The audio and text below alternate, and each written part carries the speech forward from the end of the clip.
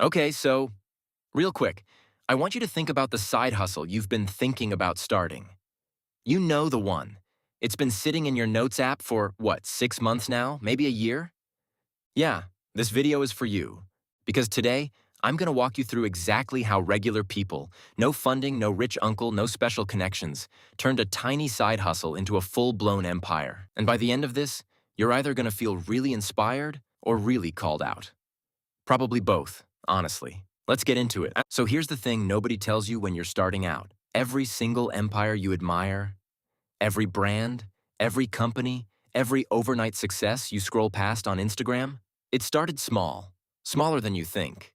Like, embarrassingly small. We're talking kitchen tables, spare bedrooms, a laptop balanced on someone's knees at 11 p.m. after their actual job.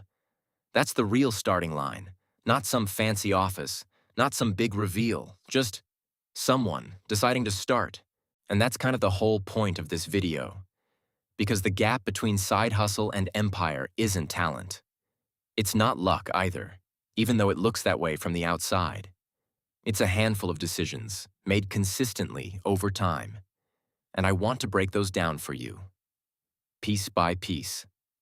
So let's start at the beginning. Stage 1. The side hustle stage. This is where almost everyone starts, and honestly, it's the stage people get stuck in the longest. You've got the day job, you've got the side thing. Maybe it's selling something online, maybe it's a skill you're freelancing, maybe it's content creation. And it's small, it's inconsistent.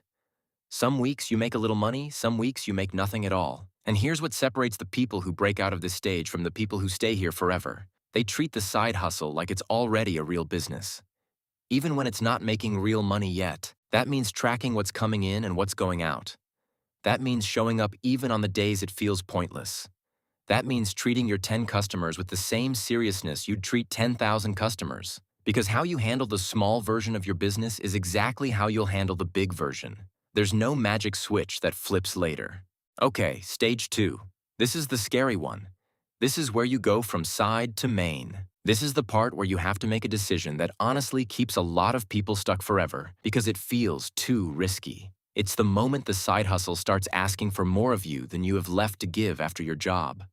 More hours, more focus, more money to reinvest, and you can't keep splitting yourself in half. Now, and I need you to hear this part clearly, going full-time on your hustle doesn't mean quitting your job in some dramatic, throw your resignation letter on the desk kind of moment. That's the movie version. The real version is way less glamorous but way smarter. The real version looks like this. You hit a number. A real number, maybe it's matching half your salary, maybe it's 3 months of consistent profit, whatever metric makes sense for your life. And then you make the jump with actual evidence behind you. Not just vibes, not just hope, evidence. This is also the stage where you start treating yourself differently, not as someone with a hobby that makes a little extra cash, but as someone building a company. Because the moment you start thinking like an owner, instead of just a hustler, everything about how you operate starts to shift. All right, stage 3. This one's the one most people skip straight to in their heads, but skip completely in real life. This is the empire stage. And look, empire doesn't have to mean global brand, headquarters, hundreds of employees.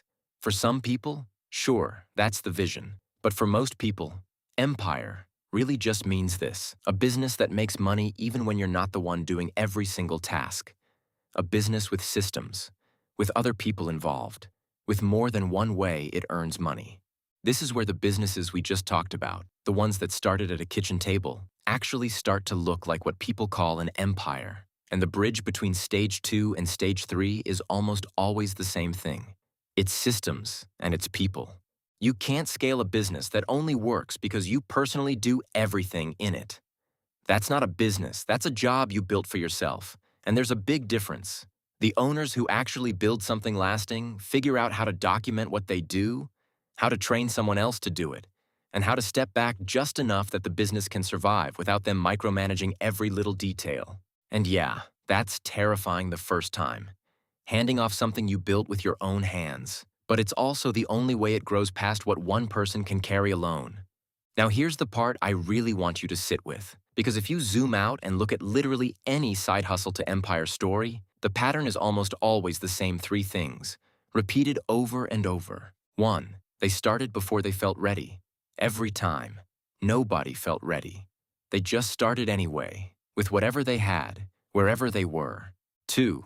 They reinvested instead of celebrating too early. The first real money that came in didn't go on a flex. It went back into the business. Better tools, better quality, more reach, because they were playing a longer game than instant gratification. And 3, they treated every no and every slow month as information, not as a sign to quit.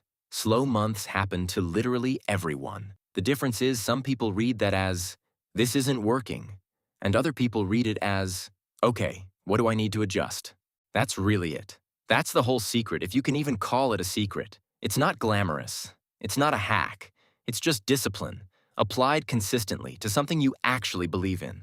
So if you're sitting there with your own side hustle, whatever it is, however small it feels right now, I want you to really hear this. The empire doesn't show up one day out of nowhere. It's built in the boring middle, in the slow months, in the moments nobody's watching and there's no algorithm clapping for you.